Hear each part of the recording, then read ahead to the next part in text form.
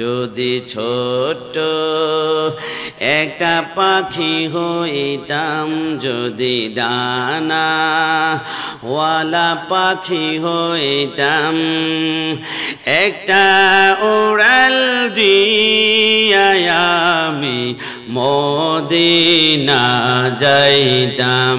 বলো, একটা উড়াল দিয়া আমি মদিনা যাইতাম।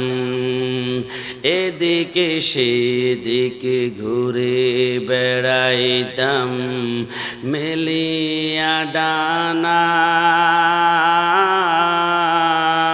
যেথায় পড়েছিল নবীর কদমখানা। চরণ দুলি চুমো খেতাম, চরণ দুলি চুমো খেতাম, বুকের মাঝে জড়াইতাম আমি, বুকের মাঝে জড়াইতাম। একটা উড়াল দিয়া আমি মদিনা যাইতাম। সবাই, একটা উড়াল আমি মদিনা যাইতাম।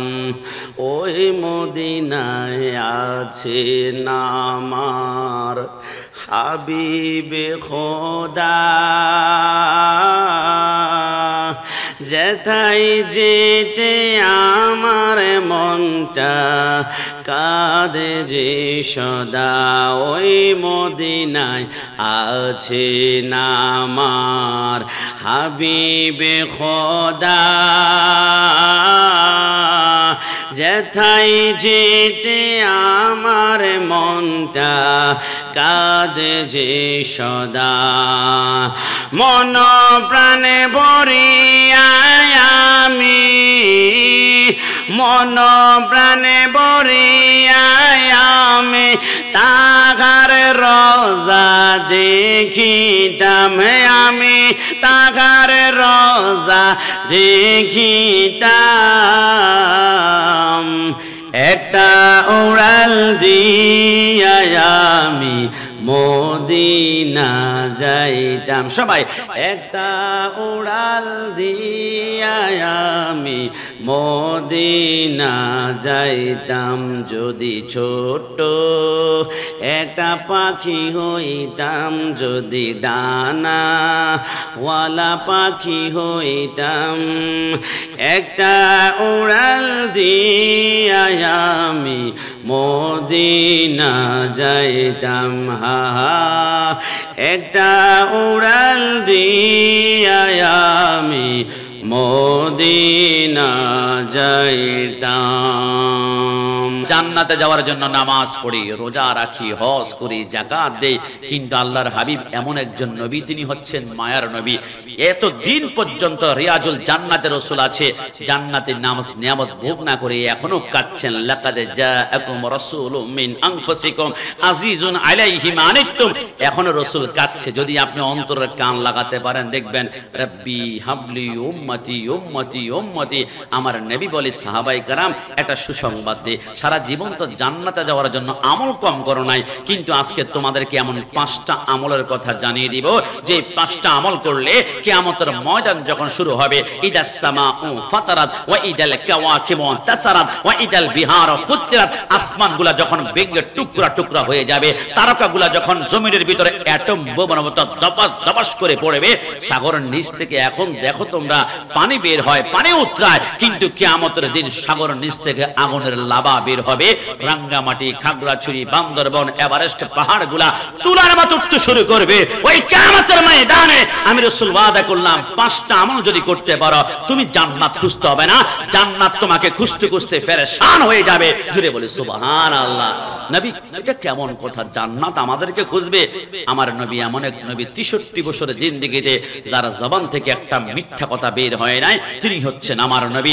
দুনিয়া একদিকে সাইক্লোন হবে, সিডন হবে, রাউজান ডুবে যাবে, ঢাকা সব ধ্বংস হবে, রাসূলের জবানের কথা জাররা পরিমাণ কোনোদিন পরিবর্তন হতে পারে। জবান খুলে বলে না পারে। আমার রাসূল বলে 5টা আমল করলে জান্নাত তোমাকে তালাশ করে। সাহাবায়ে কেরাম একদম তর পাচ্ছে, গলা কাটা মুরগির মতো, নবী বলুন না বলুন না বলুন না। আমার নবী বলে 1 নম্বরে মুতঈমুল ইজাল, যে ব্যক্তি অন্যকে খাওয়ায়, ক্ষুধার্তকে খাওয়ায়, পিপাসার্তকে পান করায়, মানুষকে দেখানোর জন্য নয়, রাজি একমাত্র আল্লাহ রাসূলকে খুশি করার জন্য, নিশ্চিতভাবে ওই ব্যক্তিকে কিয়ামতের ময়দানে জান্নাত তালাশ করবে। জোরে বলে সুবহানাল্লাহ। অন্যকে খাওয়ানোর যে টেন্ডেন্সি, এটা কার বেশি জানেন? আহলে সুন্নাত ওয়াল জামাতের যারা আকীদা, এদের টেন্ডেন্সি বেশি হচ্ছে অন্যকে খাওয়ানো। দেখুন, আমরা মানুষ মারা গেলে আমরা 4 দিনা করি, আমরা বিএফি লোক টুকটাক হয়তো বা দাওয়াত দেই, বেশিরভাগে গরিব মিসকিন যারা 1 বছর পর্যন্ত গরুর গোশত কি জিনিস বলতে পারে না, এদেরকে আমরা মেজবানের আয়োজন খাওয়াই, দুনিয়ার কাউকে দেখানোর জন্য নয়, আল্লাহ রাসূলকে রাজি করার জন্য। আমরা সুন্নিরা মানুষ মারা গেলে 40 করে আমরা অন্যকে খাওয়াই।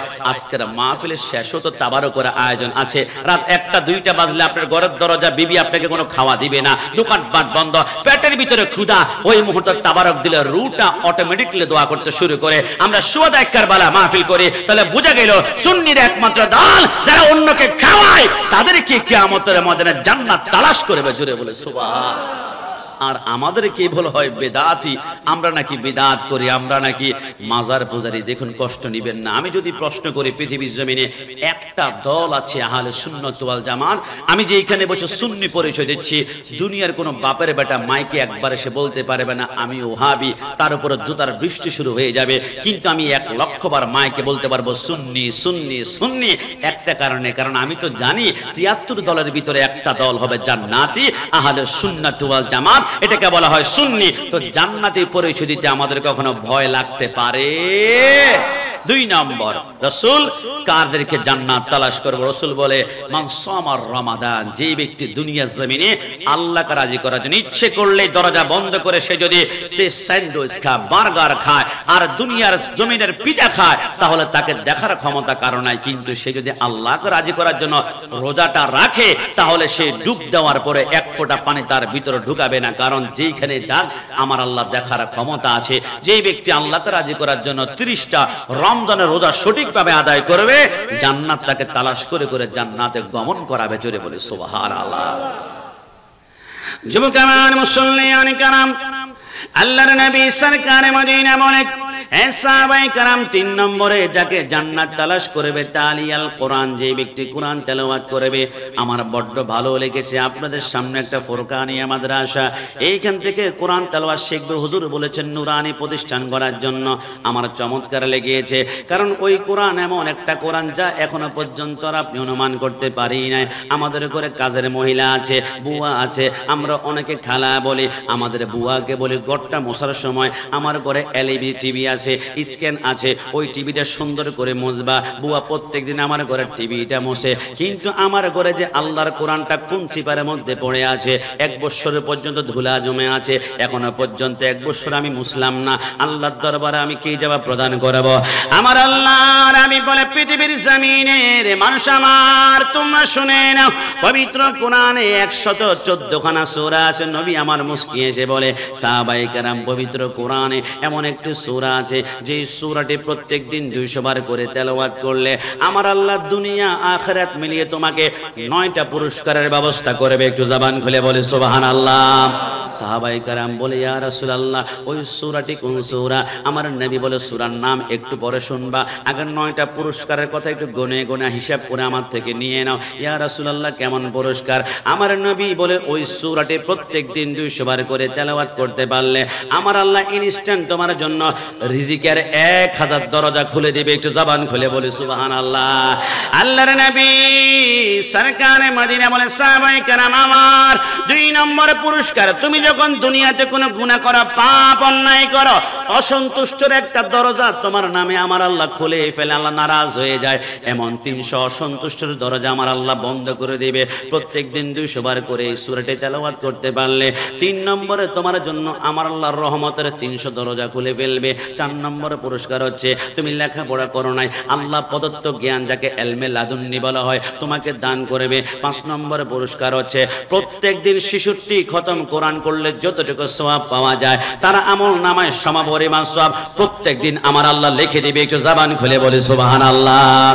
নবী আমার 6 নম্বর পুরস্কার কি? নবী আমার বলে এক টানা 1000 রাকাত নফল নামাজ পড়লে যতটুকু সওয়াব পাওয়া যায় সমপরিমাণ সওয়াব পাওয়া যাবে। 7 নম্বর কি? আমার নবী বলে দুনিয়ার মতো 20টি জান্নাত তোমাকে দেওয়া হবে, এক একটি জান্নাতের 70,000 করে দরজা থাকবে। একটু জবান খুলে বলে সুবহানাল্লাহ। আল্লাহর নবী সাহাবায়ে কেরাম বলেন নবী নবী নবী। 8 নম্বর কি? আমার নবী বলে দুনিয়ার জমিনে 1 মাস যাবত একটানা রোজা রাখলে যতটুকু সওয়াব পাওয়া যাবে ওই সূরাটি প্রত্যেকদিন 200 বার করে তেলাওয়াত করলে সমপরিমাণ সওয়াব। নবীর লাস্টের পুরস্কারটা কি?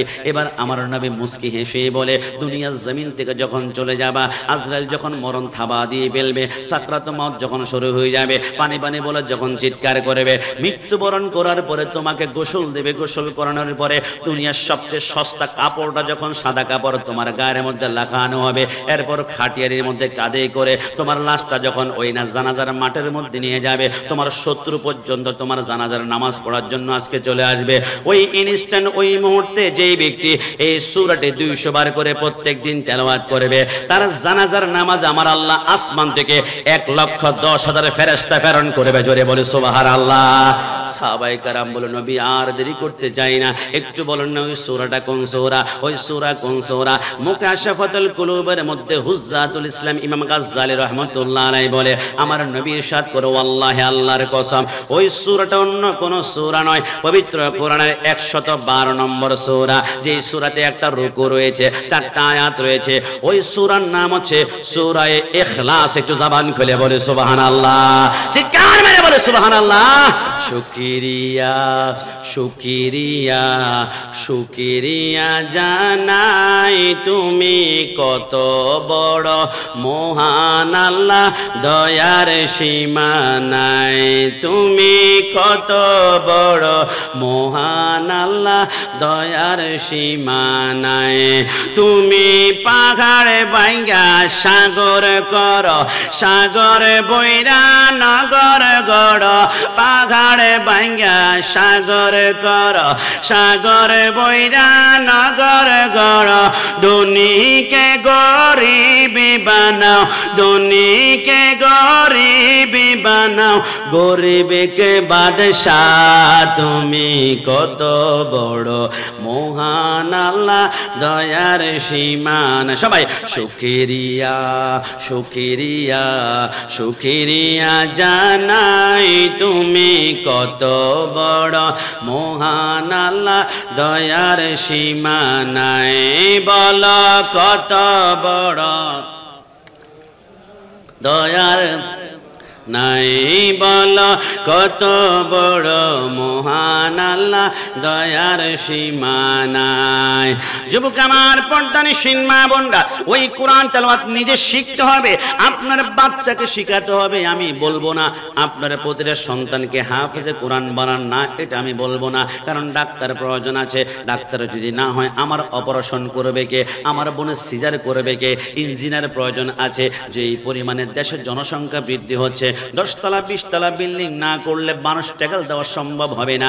ইঞ্জিনিয়ার প্রয়োজন আছে, আবার জজ প্রয়োজন আছে, না হয় চট্টগ্রাম আদালতে গেলে বিচার কিভাবে সম্পাদন হবে। আমি বলতে চাচ্ছিলাম যে সেক্টরে আপনার বাচ্চা পড়ুক না কেন, অন্তত পক্ষে ওয়ারাতিলিল কোরআন তারতিলা, কোরআনটা সহি শুদ্ধভাবে কোরআন তেলাওয়াত করতে পারে। আমার কেন জানি মনে হয় তেলাওয়াতটা যদি সহি শুদ্ধভাবে হয়, আপনার সন্তান যখন কবরের পাশে গিয়ে বলবে আল্লাহুম্মা রব্বিরহামহুমা কামা রব্বায়ানি সাগীরা, সন্তানের জবানের বরকতে আল্লাহ জাহান্নাম থেকে আপনার কবর জান্নাতের বাগান বানিয়ে দিবে। জোরে বলে সুবহানাল্লাহ। আল্লাহর নবী ঈসা রূহুল্লাহ বলে খোদার ইজ্জতের কসম করে বলি, ধর্ম প্রচার করার জন্য আমি একদিন হাঁটতে হাঁটতে একটা কবরস্থানের পাশ দিয়ে যাচ্ছিলাম। হঠাৎ করে দেখলাম এক কবরের ভিতরে দাও দাও করে আগুন জ্বলছে, আর লোকটা হাওমা করে চিৎকার করছে। 3.5 হাত কবর থেকে চিৎকারের আওয়াজ শোনা যায় না, প্রচন্ড পরিমাণে আযাব চলছে। আমি কান্না করে দিলাম। আমি এবার কবরটা অতিক্রম করার পরে আমি ইসলামের কাজ সম্পন্ন করে আমি কিছুক্ষণ পর যখন আবার কবর পাশ দিয়ে আসতে লাগলাম, আমি চিন্তা করলাম এই কবরটার মধ্যে একটু আগে দেখলাম জাহান্নামের আগুন চলে, এখন জানি কোন আইটেমের, কোন ধরনের, কোন ফকারের আযাব চলে আমি তো জানি না। এবার একটু তাকাই না। ঈসা রূহুল্লাহ বলে কিছুক্ষণ পর যখন আমি সেই কবরের দিকে তাকালাম, আমি আমার চোখকে বিশ্বাস করতে পারছি না। আল্লাহর কসম করে বলি, একটু আগে দেখলাম যে কবরের ভিতরে দাউ দাউ করে আগুন জ্বলে, সেই কবরে এখন 70,000 হুর গেলমান স্বর্ণের পাখা দিয়ে তাকে বাতাস করছে। একটু জবান খুলে বলে সুবহানাল্লাহ। আল্লাহর নবী ঈসা রূহুল্লাহ কাঁদতে শুরু করলো, মাওলা রাব্বে কারীম, আমার বুঝে আসে না, একটু আগে জাহান্নামের গর্ত ছিল, এখন কিভাবে জান্নাতের বাগান হয়ে গেল? 1 মাস হয়নি, সপ্তাহ হয়নি, মাস হয়নি, বছর হয়নি, একটু আগে মাত্র অল্প সময়ের ব্যবধানে জাহান্নাম কিভাবে জান্নাত হয়ে গেল?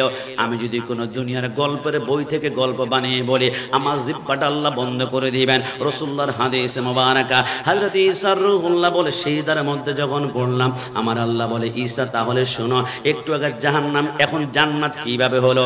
এই লোকটা যখন মৃত্যুবরণ করেছে, 5 বছর হয়ে গেল, যখন মৃত্যুবরণ করেছে, তার স্ত্রীর গর্ভের ভিতরে তার একটা সন্তান ছিল। লোকটা মৃত্যুবরণ করার পরে সন্তানের বয়স আজকে 4.5 বছর হয়েছে। এই সন্তানটা আজকে প্রথম মুক্তবরের মধ্যে গিয়ে হুজুরের কাছে সবক নিচ্ছে। হুজুর বলে, বাবা আমার সাথেই বলো বিসমিল্লাহির রহমানির রহিম। সন্তান যখন বিসমিল্লাহির রহমান বলল, আমার আল্লাহ বলে রহমতের সাগর আমার তুফান শুরু হয়ে গেল। সন্তান যখন রহিম বলল, আমি নাকি দয়ালু, আমি আল্লাহর রহমতের সাগরের সাইক্লোন শুরু হয়ে গেল। আমি আল্লাহ নিজেকে নিজে প্রশ্ন করতে লাগলাম, পৃথিবীর মানুষ যে সন্তান দুনিয়াতে আমাকে বলে আমি নাকি রহমান, আমি নাকি রহিম, আমি নাকি দয়ালু, আমি নাকি মেহেরবান, কিন্তু তার বাবাকে আমি আল্লাহ জাহান্নামে দাউ দাউ করে আগুনে জ্বালাচ্ছি, আমি আল্লাহর সাথে এটা যায় না, যায় না। ওই সন্তানের জবানের বরকতে ইনস্ট্যান্টে তার জাহান্নামটাকে আমি আল্লাহ জান্নাতের বাগান বানিয়ে দিলাম। জোরে বলে সুবহানাল্লাহ, চিৎকার মেরে বলে সুবহানাল্লাহ।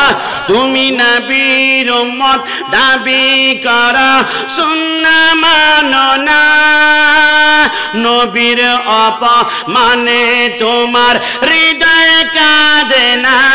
ডান হাত তুলে বলো ঠিক কিনা? তুমি নবীর উম্মত দাবি করা, সুন্নাহ মানো না, নবীর অপমানে তোমার হৃদয় কাঁদে না। তুমি বিজাতীয় সংস্কৃতিতে সপেছ পরাণ, তুমি কেমন মুসলমান, তুমি কেমন মুসলমান? নামাজের সাথে নাই পরিচয়, নামাজের সাথে নাই পরিচয়, মানো না কোরআন, তুমি কেমন মুসলমান, তুমি কেমন সবাই তুমি কেমন এমন মুসলমান, তুমি কেমন মুসলমান, তুমি কেমন মুসলমান? যুবক আমার, পর্দানিশীন মা বোনরা, প্রত্যেকটা সন্তানকে কোরআন তেলাওয়াত শিক্ষা দিবেন, কারণ দুনিয়ার ইনকাম টাকা পয়সা, এরপরে কিন্তু কবরে আপনাকে যেতেই হবে। কবরের সম্বল ছোট্ট বাচ্চাটাকে কোরআন তেলাওয়াত শিখাতে পারলে হয়তো বেশ সন্তানের বদৌলতে কিয়ামতের ময়দান পার হবেন। ইয়া রাসূলুল্লাহ, বুঝতে পারলাম কোরআন তেলাওয়াত যে করবে কিয়ামতের ময়দানে জান্নাত তাকে তালাশ করবে। নবী 4 নম্বর কি? আমার নবী মুস্কি মুস্কি হেসে বলে, 4 নম্বরে যে আমলটি করলে কিয়ামতের ময়দানে জান্নাত তোমাকে তালাশ করবে, এটা হচ্ছে হুকুকিল ওয়ালিদাইন, আব্বা আম্মার হক আদায় করা, আব্বা আম্মার খেদমত করা। আব্বা আম্মার দিকে চোখ রাঙিয়ে কথা বলা যাবে না, আঙ্গুল তুলে কথা বলা যাবে না।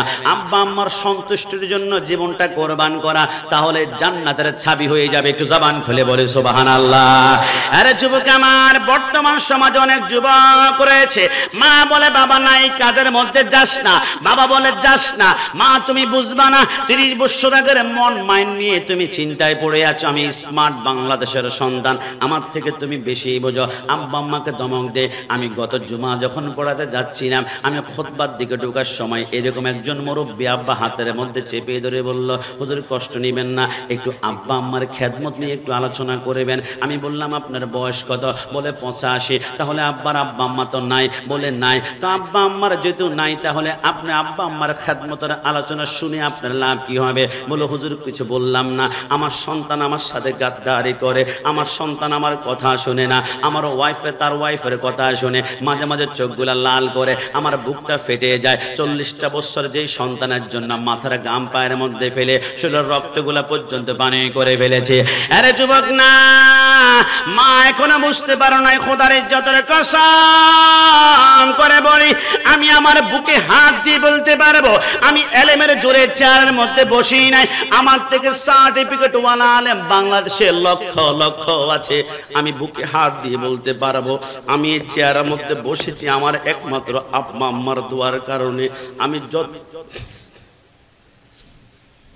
আমি যতবার ঘর থেকে বের হই, আমার আব্বা আম্মার কদমে হাতটা দিয়ে আমি আব্বা আম্মার কদমের ধুলাগুলা যখন আমার হাতের মধ্যে লাগাই, আমার বুকের মধ্যে মালিশ করি, চোখের মধ্যে একটু সুরমা লাগানোর মতো আমি করি, আমার আব্বা আম্মা মাথার মধ্যে হাত দিয়ে চোখের পানিগুলা ছেড়ে দেয়। ওই যে আব্বা আম্মার চোখের পানিগুলা মাথার মধ্যে টপ টপ করে পড়ে, মনে হয় আল্লাহর রহমতের বৃষ্টি আমার মাথার মধ্যে পড়ে। ওই দুয়ার বরকত নিয়ে আমি চেয়ারের মধ্যে বসেছি। আমি এখনো বুঝাতে পারবো না, জানি না তোমার আব্বা আম্মা কি জিনিস। আল্লাহর হাবিব বলে, তোমার মা তোমার বাবা যখন মিলন করে, একজন বাবার এক ফোঁটা বীর্যের কুঠি কুঠি বেগার একটা শুকরানো গিয়ে মায়ের রেহেমের ভিতরে দিয়ে মায়ের পেটের মধ্যে যখন চলে যায়, 40 দিন পরে ওই বীর্যটার বীর্য থাকে না, মায়ের পেটের আর রক্ত হয়ে যায়। রক্তের উপরে 40 দিন যাওয়ার পরে এটা রক্ত থাকে না, এটা মাংসের টুকরা হয়ে যায়। ওই মাংসের টুকরার উপরে 40 দিন যাওয়ার পরে এটা মাংসের টুকরা থাকে না, ওইখান থেকে দুটা চোখ বের হয়। ওই চোখের উপরে 40 দিন যাওয়ার পরে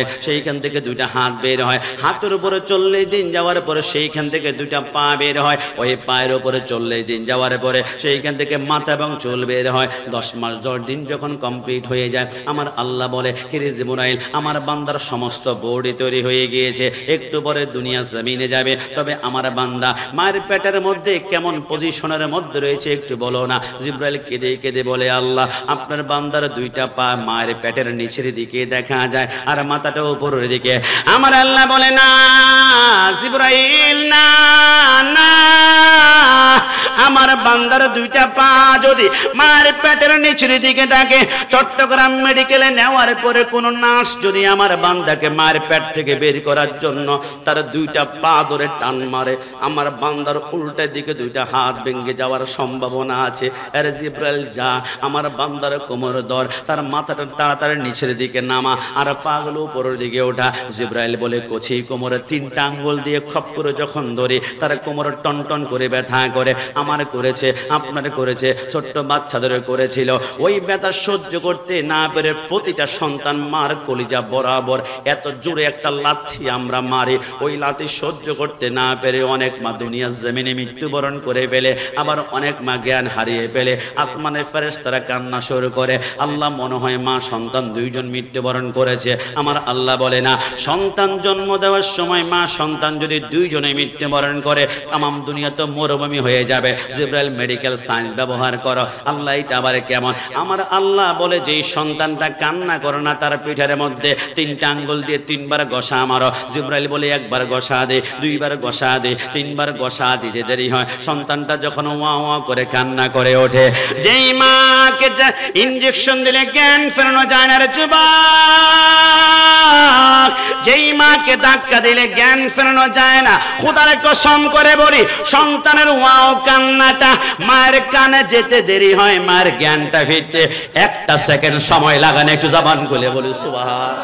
দুনিয়াতে আসার পরে মার স্তন থেকে আমরা একটানা 2 বছর দুধ পান করেছি। অনেক গাদ্দার সন্তান বলবে 2 বছরে আর কতটুকুই দুধ পান করেছে। বৈজ্ঞানিকরা বলে বাদ দাও না, অক্সফোর্ড ইউনিভার্সিটির 100 জন বৈজ্ঞানিক বলে আমরা মার 1 ফোঁটা দুধ নিয়ে আমরা গবেষণা করলাম, 1 বছরের পরে আমরা 100 জন খ্রিস্টান গবেষক আমরা মুসলমান হয়ে গেলাম। কেন জানো?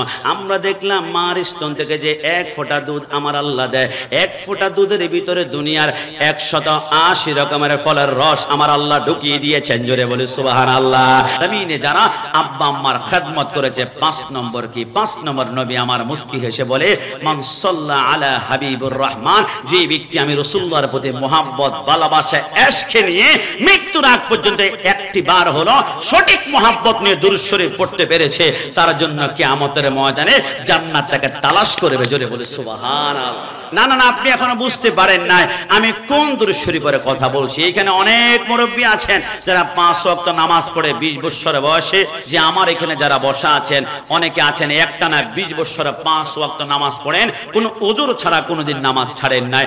আবার এমনও আছে যে একটানা 5 ওয়াক্ত নামাজ তো পড়ে তাহাজ্জুদের নামাজ 10 বছরে একটা বারও ছাড়েনি।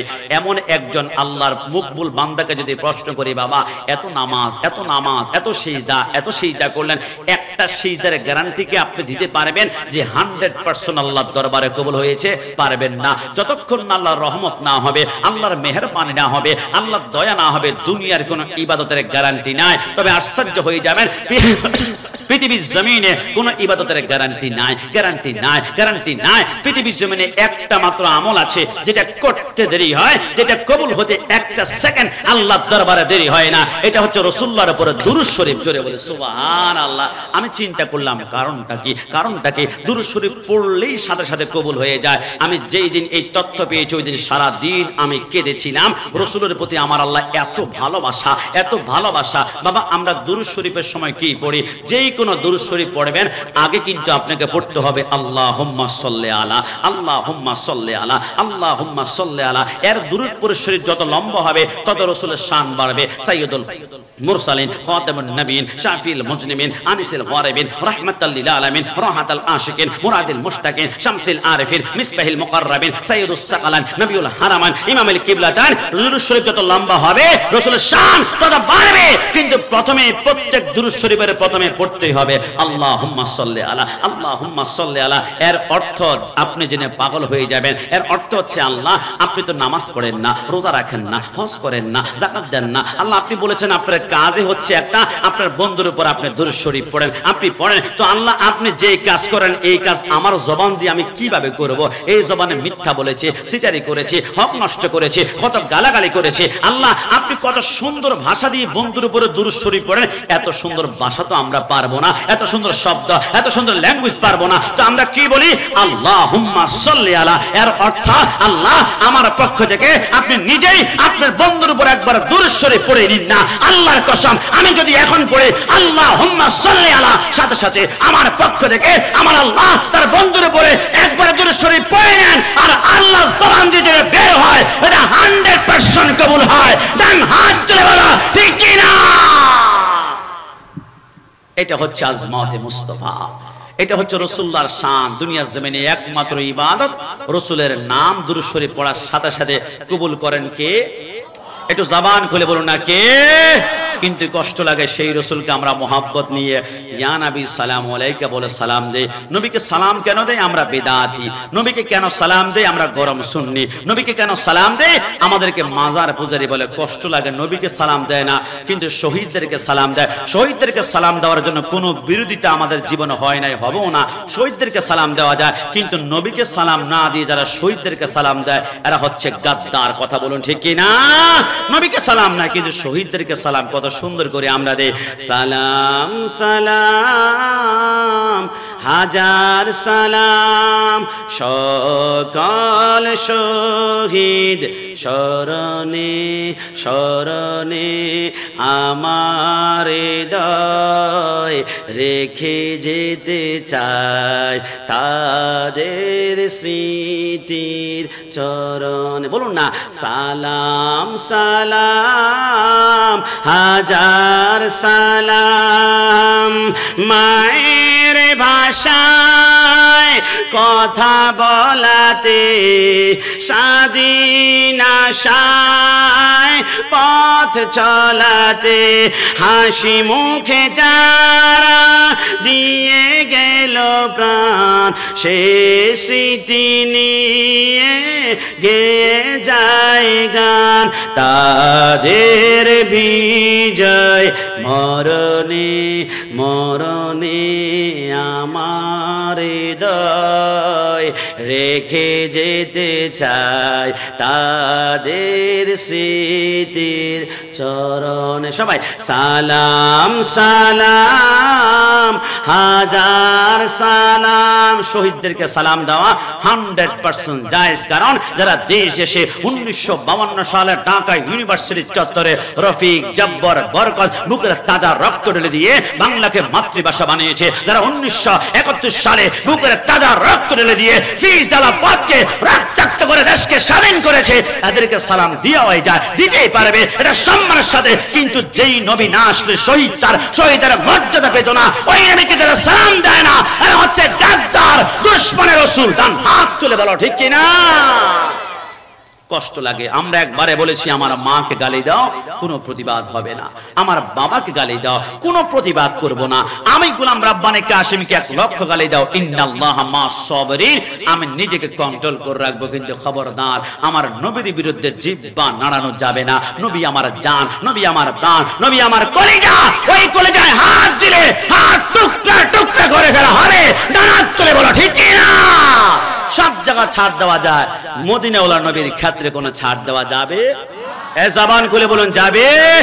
আমি কিছুদিন পূর্বে সিরাজগঞ্জ উল্লাপাড়ায় প্রোগ্রামে গিয়েছিলাম। একজন যুবক বলে, হুজুর কষ্ট নেবেন না, নবীকে আপনারা ইয়া নবী সালাম আলাইকা বলে দাঁড়িয়ে সালাম দেন। তো নবীকে যদি দাঁড়িয়ে সালাম দেন, তাহলে আল্লাহকে সালাম দেওয়ার জন্য 10 তলা বিল্ডিং এর উপরে উঠতে হবে, 20 তলায় উঠতে হবে, গাছের মাথায়, তাল গাছ, সুপারি গাছের মাথায়। আমি বললাম অহংকার করছো, বেয়াদবি করছো। আর রাসূলের শান আমার আল্লাহ যেখানে নিয়েছে, আমি 1 কোটি বছর যদি হায়াত পাই, সেকেন্ডে নিঃশ্বাস বন্ধ হওয়ার আগ পর্যন্ত নবীর শান যদি আমি আমার আল্লাহ যেখানে নিয়েছে, তার 1 কোটি বাগারে 1 বাগারের কাজও আমি নিতে পারবো না। বলে কেমন? আমি বললাম তাহলে তোমাকে একটা এক্সাম্পল দিলে বুঝবা। কুল্লু মান আলাইহা ফান ওয়া ইয়াবকা ওয়াজহু রাব্বিকা যুল জালালি ওয়াল ইকরাম। तमाम দুনিয়া যখন ধ্বংস হয়ে যাবে, ইসরাফিল যখন সিংহায় ফুৎকার দিবে, কিচ্ছু থাকবে না, গোটা জমিনটা তামা হয়ে যাবে। এক প্রান্ত থেকে অন্য প্রান্ত পর্যন্ত একটা সরিষার দানা দেখা যাবে। সূর্য মাথার 1 বিঘু উপরে আসবে, মাথার মগজগুলা বাতের মারের মতো টকবক টকবক টকবক করে উতরাবে।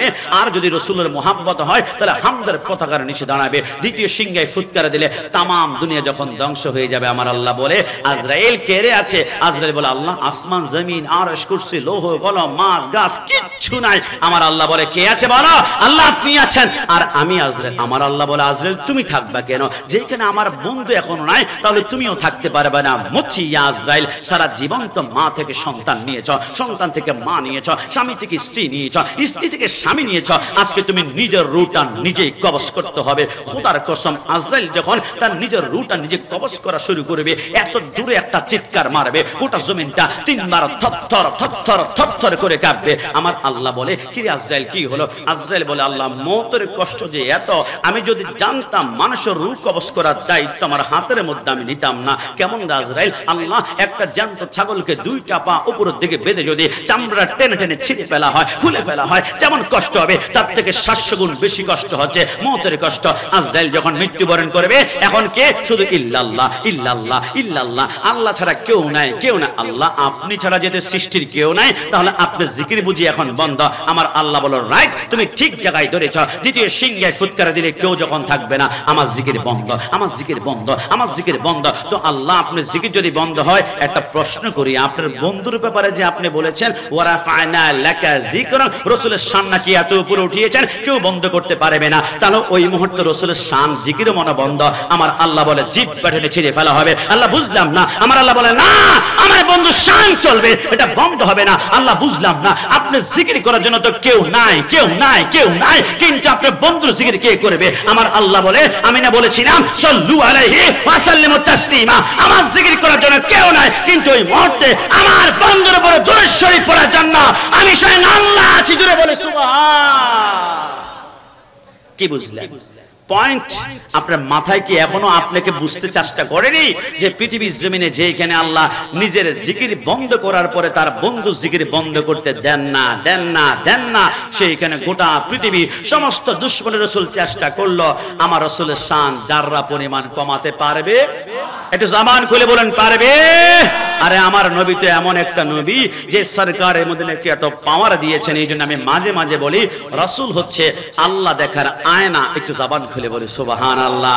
আমি এই কথা বললি আপনারা অনেকে বুঝতে কষ্ট হবে, রাসূল আল্লাহ দেখার আয়না আমি কেন বলেছি জানেন? কারণ একটু কল্পনা করুন তো আমার সাথে, আমরা সকলেই জানি সুবহানাল্লাযী আসরা বিআবদিহি লাইলাম মিনাল মাসজিদিল হারামি ইলাল মাসজিদিল আকসা। আমার নবী মেরাজে গিয়েছেন, আসার সময় কি নিয়ে আসলেন বাবা? 50 ওয়াক্ত নামাজ নিয়ে আসতে লাগলেন। হযরত মূসা আলাইহিস সালাম বলে, ইয়া রাসূলুল্লাহ 50 ওয়াক্ত নামাজ আপনার উম্মত পারবে না, আপনি একটু জান কমিয়ে নিয়ে আসেন। আমার নবী গেলেন 5 ওয়াক্ত নামাজ কমিয়ে 45 ওয়াক্ত নিয়ে আসলেন। মূসা আলাইহিস সালাম বলে পারবে না। নবী আবার গেলেন, পারবে না, আবার গেলেন, পারবে না, আবার গেলেন, পারবে না, আবার গেলেন। বাবা কত ওয়াক্ত কমিয়েছে? 45 ওয়াক্ত কমানোর পরে 5 ওয়াক্ত নিয়ে যখন আসলো, মূসা আলাইহিস সালাম বলে পারবে না। আমার নবী বলে, মূসা খেয়াল করো নাই আরেকবার গেলে 5 যদি কমায় পেলে তাহলে তো 0 হয়ে যায়। 0 হয়ে, ও ইয়া রাসূলুল্লাহ 0 হয়ে যায় তাই নাকি? কিরে মূসা তুমি কি হিসাব করছো না? মূসা আলাইহিস সালাম বলে, না, কত সংখ্যা যে কমছে আমি তো এই হিসাব করছি না। বলে তুমি কি করছো? মূসা বলে, আমি তো আমার হিসাব করছি, আমি তো আমার হিসাব করছি।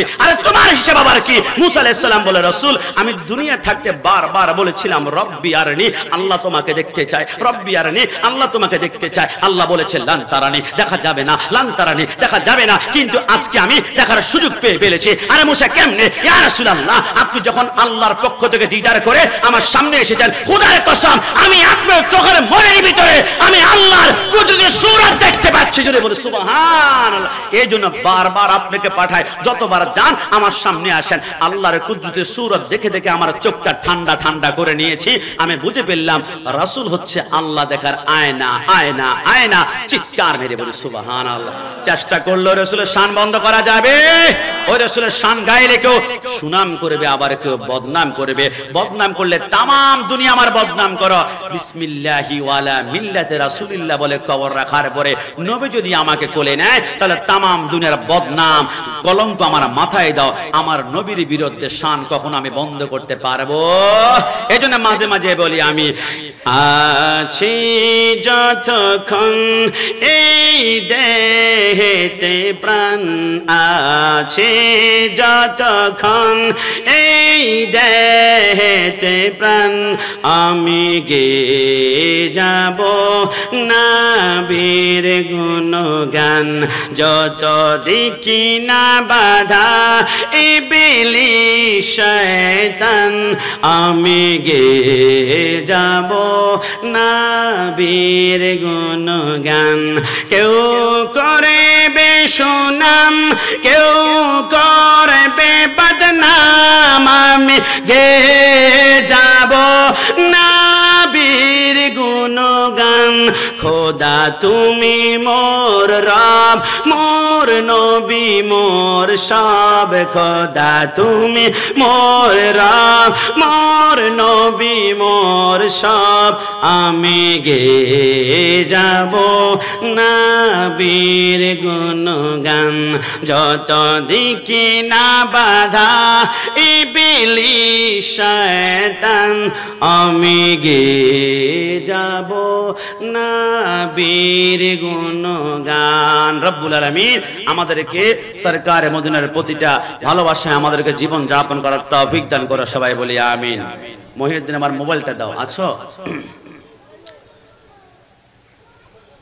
নাই? যাক, আমি ছোট্ট করে একটা কথা বলি আপনাদেরকে। আমার মোবাইলের ভিতরে মোবাইল খুঁজছিলাম এই কারণে, কারণ বাংলাদেশ সরকারের মিলাদুন নবী উপলক্ষে ধর্ম মন্ত্রণালয় থেকে একটা নির্দেশনা এসেছে। 13টা রুল জারি করা হয়েছে, 13টা নির্দেশনা দেওয়া হয়েছে যে পৃথিবীর জমিনে তোমরা যারা বাংলাদেশ বসবাস করো, বাংলাদেশ সরকারের পক্ষ থেকে বলা হয়েছে মিলাদুন নবী উদযাপন উপলক্ষে স্কুল, কলেজ, ইউনিভার্সিটি, মসজিদ, মাদ্রাসায় মিলাদুন নবী উদযাপনের নির্দেশ দেওয়া হয়েছে। প্রত্যেকটা সরকারি বেসরকারি প্রতিষ্ঠানে নির্দেশ দেওয়া হয়েছে। বাংলাদেশের পৃথিবীর রন্ধ্রে রন্ধ্রে নির্দেশনা দেওয়া হয়েছে। আমি বললাম বাংলাদেশ সরকার আইন আমাদেরকে ডিক্লেয়ার করেছে, কিন্তু মনে রেখো এটা সরকারি আইন নয়। মূলত এই আইনটা হচ্ছে আল্লাহর পক্ষ থেকে। কুল বিফাদলিল্লাহি ওয়া বিরহমাতিহি ফাবিযালিকা ফালইফরাহু হুয়া খায়রুম মিম্মা ইয়াজমাউন। যদি সরকারি আইন দেখা যাচ্ছে আইনটা হচ্ছে আল্লাহর আইন, ওই আল্লাহর আইনের বিরুদ্ধে আচরণ করলে জাহান্নাম, আর সরকারের আইনের বিরুদ্ধে আচরণ করলে রাষ্ট্রদ্রোহী মামলা খেতে হবে। গ্রেফতার করে আইনের আওতায় আনতে হবে। কথা বলুন ঠিক কি না? যেই মিলাদুন্নবীর বিরুদ্ধে আচরণ করলে দুনিয়াতে লাঞ্ছিত হয়, কবরে হয়, ওই মিলাদুন্নবীর বিরুদ্ধে আচরণ করিও না। এক কথায় আপনারা বুঝবেন, বাংলাদেশে বর্তমানে যারা টুপি মাথায়, মুখে, ডানে, গায়ে পাঞ্জাবি লাগিয়ে জেলখানার ভিতরে 10 বছর, 12 বছর, 20 বছর করে জেলখানায় পচে পচে মরছে, এরা লাঞ্ছিত কেন হচ্ছে আমার বুঝে আসে না। একটা কারণে হচ্ছে, যারা বর্তমানে মাথায় টুপি, গায়ে পাঞ্জাবি লাগিয়ে জেলখানার ভিতরে আছে, প্রত্যেকেই কিন্তু মিলাদুন্নবীর বিরোধী ছিল। মিলাদুন্নবীর বিরোধী, মিলাদুন্নবীর বিরোধী। ইন্নাল্লাযীনা ইউযুনাল্লাহা ওয়া রাসূলা লাআনাহুমুল্লাহু ফিদ দুনিয়া ওয়াল আখিরা। জান্নাত আল্লাহ রাসূলের সাথে গাদ্দারি করবে, আর দুনিয়াতে জেলখানার ভিতরে নয়, পদে পদে লাঞ্ছিত হবে। ডান হাত তুলে বলো ঠিক কি না? আমার শেরে মিল্লাত আল্লামা ওয়াদুল নবী রাহমাতুল্লাহ আলাইহি মৃত্যুবরণ করেছে। আল্লামা জালালউদ্দিন রাহমাতুল্লাহ আলাইহি, নুরুল ইসলাম হাশিমি, কেউ তো লাঞ্ছিত কোনোদিন হয় নাই, সম্মানিত।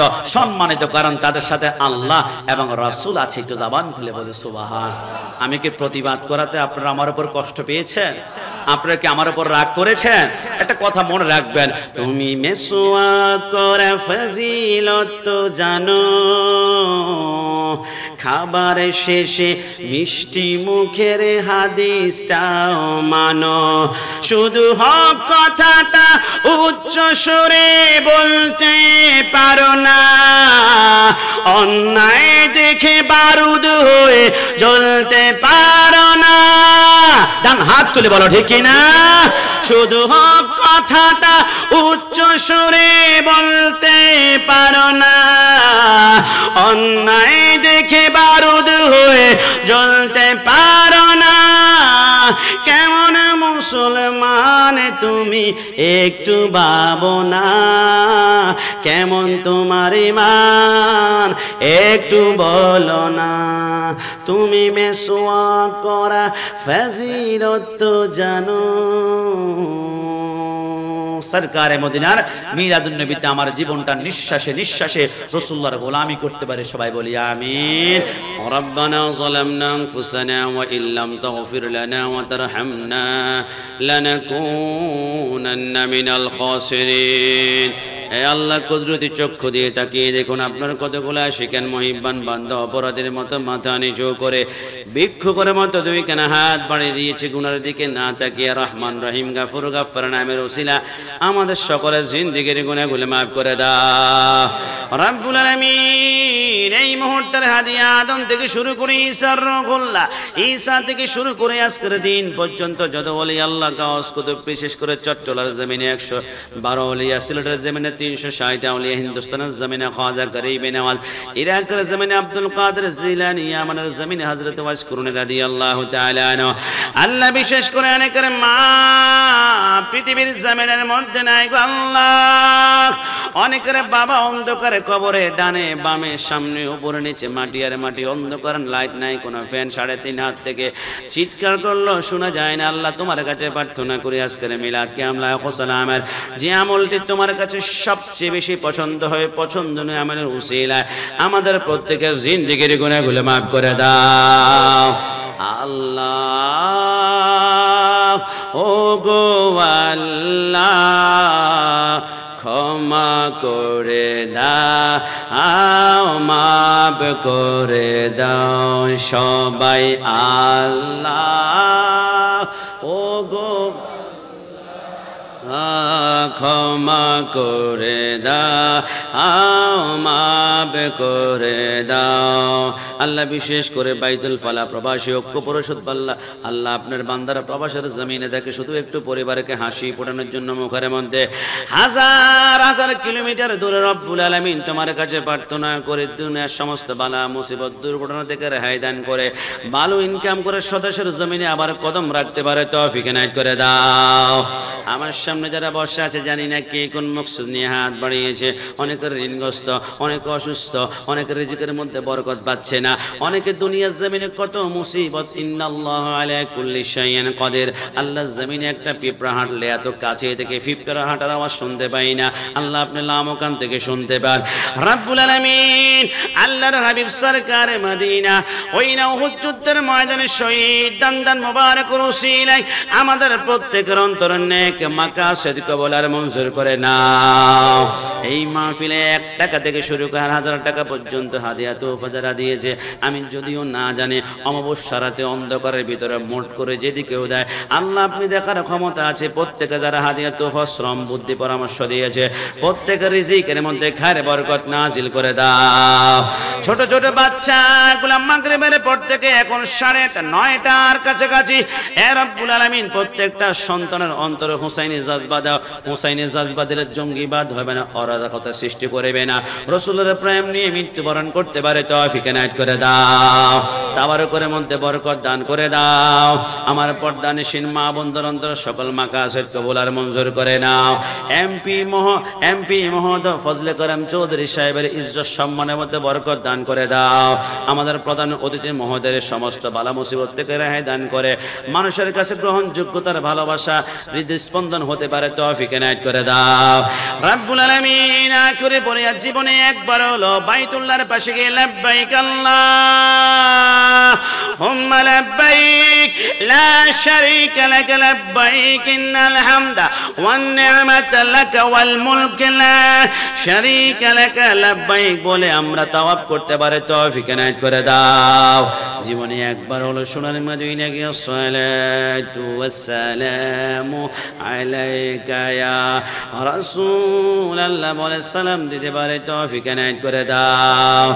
আহায় আমি যখন মইরা যাব আমায় ভুলো না, ওরে আমি যখন মইরা যাব আমায় ভুলো না, ডাইনে বামে মাটি আমার মাটির বিছানা।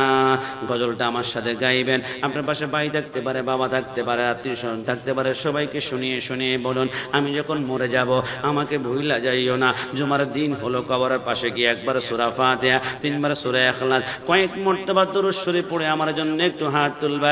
এই জন্য আশেপাশের মানুষকে শুনিয়ে শুনিয়ে বলুন আঘায় আমি যখন মইরা যাব আমায় ভুইলো না, বলো আমি যখন আমায় বইলো না, ডাইনে বামে মাটি আমার মাটির বিছানা। টাকা পয়সা বাড়ি গাড়ি যাহা করেছি সবে কিছু পালাইয়া আজি একা যাইতেছি। আগায় এত নিষ্ঠুর হবে মানুষে তা তো জানি না, ওরে এত নিষ্ঠুর হবে মানুষে তা তো জানি না, ডাইনে বামে মাটি আমার মাটির বিছানা। আল্লাহ বিশেষ করে ইয়ং জেনারেশন বারা, যুবক বারা গান নাচ ড্যান্স কনসার্ট না করে রাসূলুল্লাহর মিলাদুন নবীর বাগান সাজিয়েছে আল্লাহ জান্নাতে। এমন একটি বাগান আমাদের জন্য কবুল আর মঞ্জুর করে না। আল্লাহ যেই দিন দুনিয়ার জমিন থেকে চলে যাব আল্লাহ, সাকরাতে মাউত যখন শুরু হয়ে যাবে, 7 সমুদ্র 13 নদীর পানি যখন মুখের মধ্যে দিল তৃষ্ণা মিটবে না, পানি পানি বলে হাওমা করে কান্না করে গলা শুকিয়ে কাষ্ঠের মতো হয়ে যাবে। ওই কঠিন মুহূর্তে আকায় নামদার দু জাহানের বাদশা সরকার মদিনা সাল্লাল্লাহু আলাইহি ওয়াসাল্লামের চেহারা মোবারক দেখিয়ে আল্লাহর হাবিবের হাত মোবারকে কাউসারের পানি পিলিয়ে পিলিয়ে আমাদের প্রত্যেকের মুখে জারি করে দিও সেই মধুর কালিমা লা ইলাহা ইল্লাল্লাহু মুহাম্মাদুর রাসূলুল্লাহ।